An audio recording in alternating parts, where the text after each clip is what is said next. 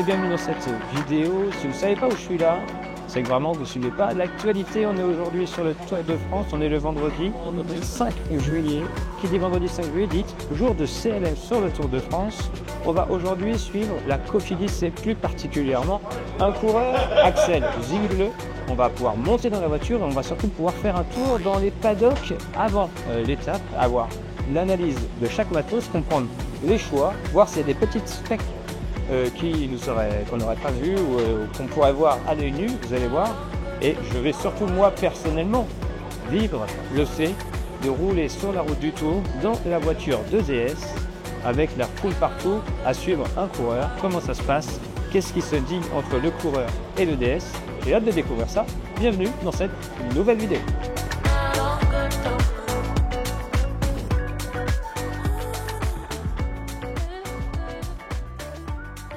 Les vélos étant prêts de la veille au soir, je n'ai pas pu assister à leur préparation. Configurée et réglée suivant les souhaits du coureur, la première étape de la journée pour le team allait faire contrôler par ASO les vélos pour leur conformité. Les caméras ne sont pas spécialement les bienvenues durant cette opération, donc j'ai décidé de rester dans les paddocks afin de décortiquer un peu le matos des pros. Mais avant ça, qui voilà, la caravane du Tour fait son apparition.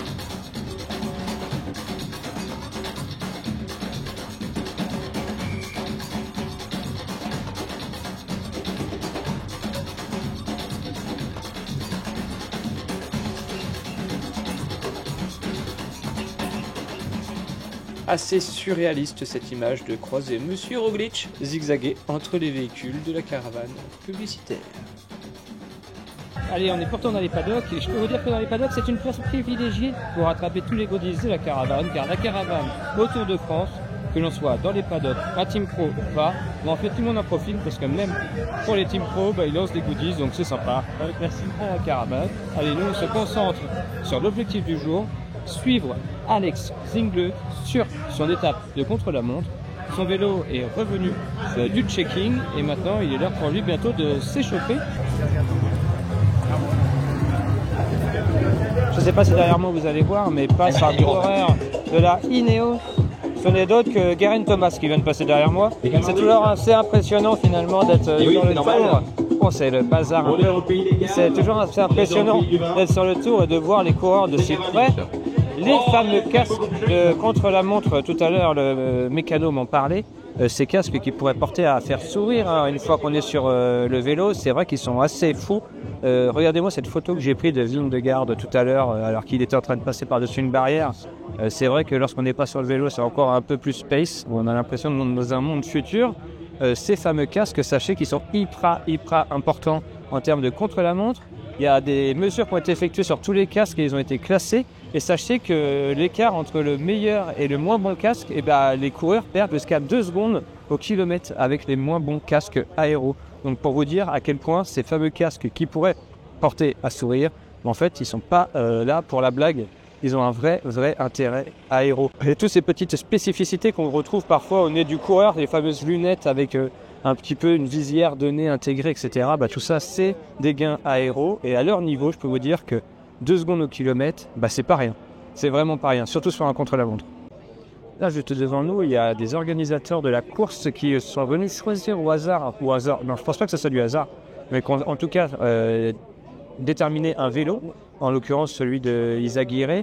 Alors c'est peut-être la Cofidis qui a décidé que c'était sur le vélo de Izagirre. En tout cas, il aura lui une caméra GoPro. Donc ça oblige en fait le coureur à devoir supporter une caméra GoPro qui va être mise sur un cintre aéro. On sait à quel point un cintre aéro, ils sont vraiment réglés au millimètre pour le coureur. Et bien là, on vient y rajouter une caméra pour la retransmission télé en direct ensuite. Franchement, ça vient rajouter quand même un petit truc sur le vélo qui pourrait rajouter, je sais pas moi, des vibrations. On sait à quel point un vélo de contre-la-montre c'est hyper rigide et sensible à chaque vibration. Et bien on vient y coller une caméra comme ça dans un support en plastique. Je trouve ça assez dingue. Mais bon, voilà, il faut bien ça pour pouvoir voir en direct le Tour à la télé. Donc je me suis renseigné un peu sur le matos utilisé, matériel de contre-la-montre oblige. On est sur un Lux 796 No Blade RS. Ils ont tous le même vélo, aucune particularité à part des changements de plateau. Certains ont des plateaux de la marque Quark, je crois, ou quelque chose comme ça, avec capteur SRM intégré. et d'autres ont des plateaux Chronos personnalisés Cofidis. C'est vraiment sympa, vous devez connaître sûrement la marque Chronos, donc ça c'est suivant la disponibilité qu'ils ont. Mais sinon, ils ont encore, c'est ça que je trouve ça dingue, les coureurs pros sont peut-être encore les seuls coureurs et les seuls utilisateurs de capteurs SRM. Ça, c'est des capteurs qui, pour le grand public, ont totalement disparu parce que ça coûte beaucoup trop cher. Et bien, force est de constater que dans le monde pro, on utilise encore les capteurs pédaliers SRM. Ça faisait très longtemps que je n'avais pas vu ça. Et je vois que même les vélos de route, les 795 Blade RS nouvelle génération, sont équipés de capteurs SRM. Alors que nous, on est tous avec nos pédales de puissance, etc. Et ben non, ils en sont encore pour eux, ils en sont encore à ça. Alors j'ai posé la question au niveau des pneus. Ils ont un partenariat Michelin pour Cofidis. Donc Michelin, ils ont qu'un type de pneu pour le contre-la-montre, c'est le Power Time Trial, donc un pneu spécialement conçu, gonflé à 7 bars maximum en 25 mm de large. Voilà pour les caractéristiques des pneus. Pour ce qui est de la route, et ben, ils oscillent entre des tube type, donc chambre à air pneu classique, en 25 voire 28 mm et des boyaux. À savoir que dans l'équipe Cofidis, ils utilisent encore beaucoup de boyaux, car voilà, il n'y a pas de tubeless chez Cofidis. Au niveau des développements, bon, vous savez, chez Cofidis, à part Guillaume Martin qui vise le général, les autres personnes ne visent pas forcément général, ils vont chercher juste le coup d'une étape. Donc on n'est pas sur les développements les plus extrêmes, donc on est sur du 58, des dents de 58 en grand plateau, ce qui est déjà pas mal, 58-11. Je peux vous dire que ça envoie déjà pas mal, mais on m'a dit que pour ceux qui visaient l'étape et ceux qui visaient le général, ils allaient entre du 60 et du 64 en termes de développement, du 64-11. Je ne sais pas si vous imaginez. Midi 42, hop, le premier coureur va bientôt descendre du bus pour s'échauffer. Donc là, on voit les différents temps de passage de tout le monde. Donc il y a quand même une grosse amplitude sur un chrono. Le premier coureur part à midi 41, le dernier à 15h50. C'est Guillaume Martin, le mieux placé au classement. Donc on part du moins bien placé au mieux placé. Donc là, comme ça, on a le temps d'échauffement. Vous voyez, il commence à s'échauffer de midi 41 à 13h09 pour un départ à 13h24. Ça donne un petit peu leur routine CLM. Nous, on va suivre Axel Zingle qui part à 13h35 et on va être dans la voiture de son DS. Et on va aller voir l'installation archaïque de la caméra. Vous voyez la petite caméra posée par ASO. Donc voilà, un vélo a été choisi.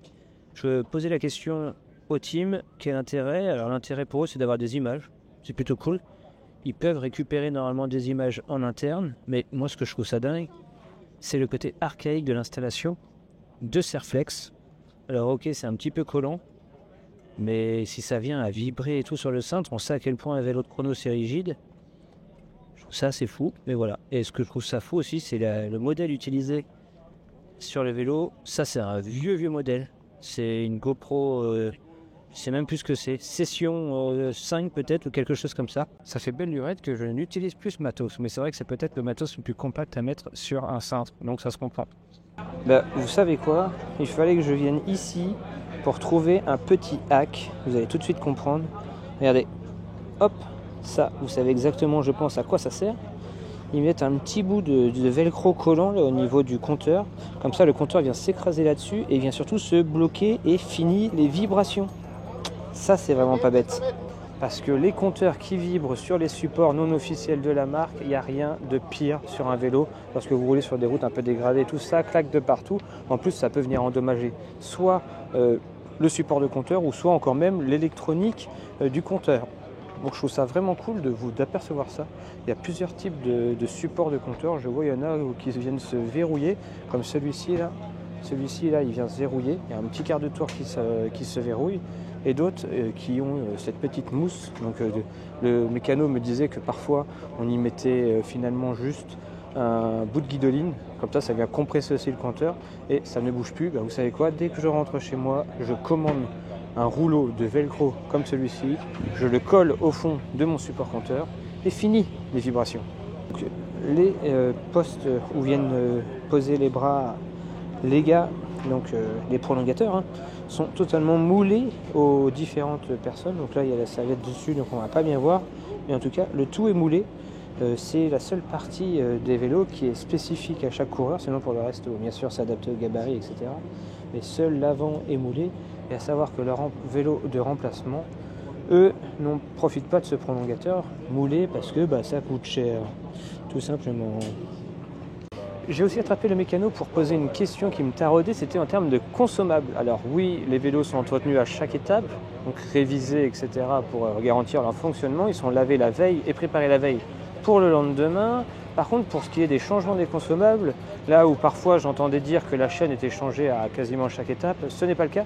La chaîne est changée à chaque journée de repos.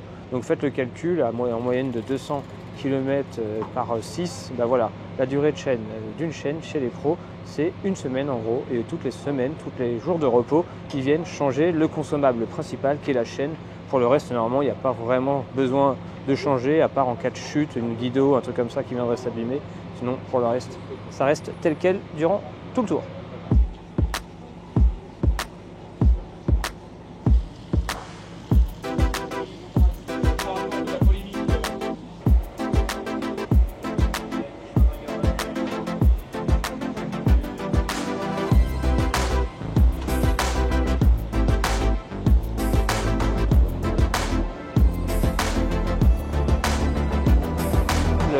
Avec l'essence algérienne qui permet de libérer les bronches. Voilà, c'est exactement ce qu'il est en train d'expliquer à monsieur Édouard Leclerc qui est juste derrière moi. Voilà, rien que ça, c'est ça aussi d'être sur le tour. Il y a des grands invités. Entre ceux qui mettent ça dans le nez, entre les gilets qui viennent vous rafraîchir pour ne pas trop monter en température et pouvoir chauffer les jambes sans pour autant être en surchauffe dès le départ, ça commence à prendre forme. J'ai hâte de monter en voiture pour pouvoir découvrir l'intérieur d'un CLM dans une voiture. Ça va être fou, il va y avoir un max de monde sur la route, d'être sur un circuit fermé de 25 km avec du monde partout, ça va être la folie. Il y a juste Nicolas G, Édouard Leclerc, il y a du beau monde sur le stand Cofidis.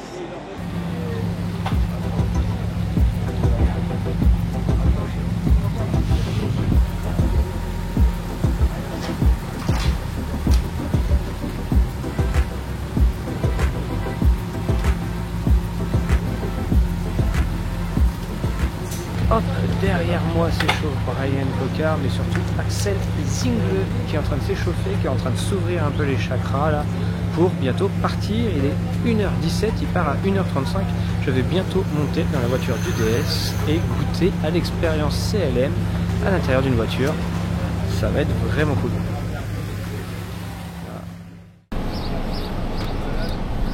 Hop, on est dans la voiture de DS avec Axel Zingle qui est en train de s'équiper. Dernier moment, un petit scotch sur l'oreille pour faire tenir l'oreillette. Chaque détail compte parce que même si ça ne dure que moins de 15 minutes cet effort, un petit truc comme ça, ça peut vite déranger et déconcentrer. Et quand on doit être concentré sur la trajectoire, il est important de tout penser à...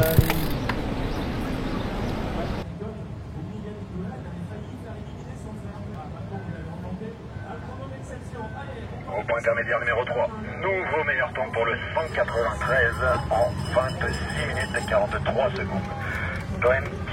26 minutes and 43 seconds.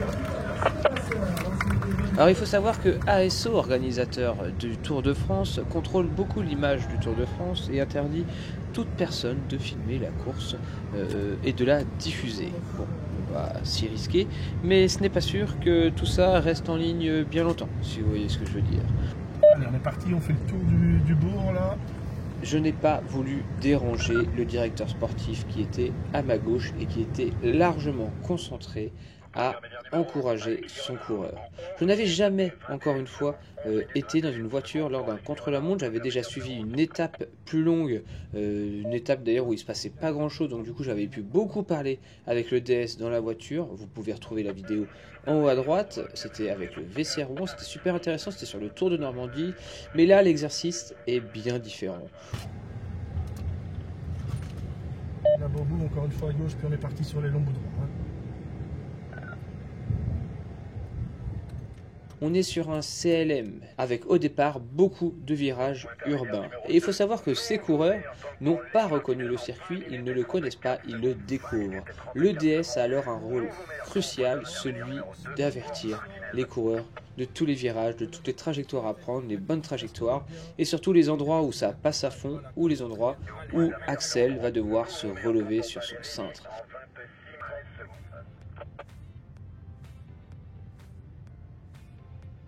Sur ma gauche, il y avait une tablette connecté sur Vélo Viewer avec le parcours des 25 km en direct et on pouvait avoir virage par virage les caractéristiques du circuit, les pentes restantes, les pentes à venir, les virages dangereux à venir et le DS pouvait comme ça avertir son coureur.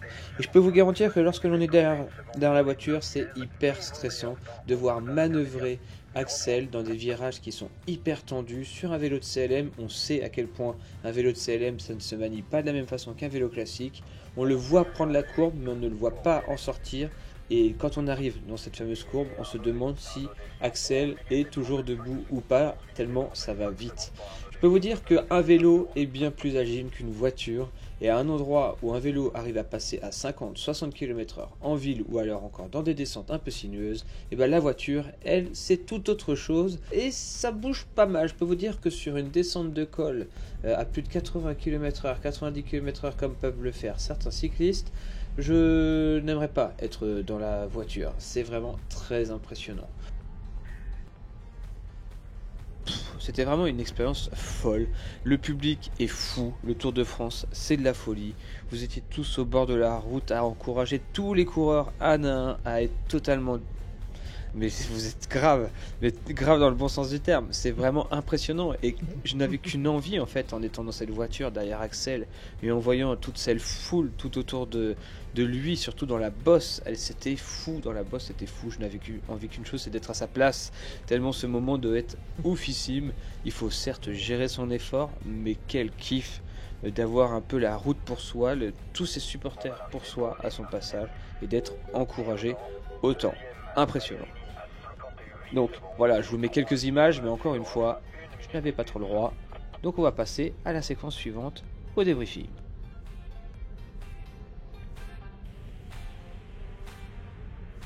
Cette fin d'étape signe pour moi la fin d'une expérience, car oui, le Tour de France s'enchaîne et les équipes n'ont pas vraiment le temps de penser à moi, car à peine le DS arrivé qu'ils devaient repartir au point de départ pour pouvoir suivre un autre coureur.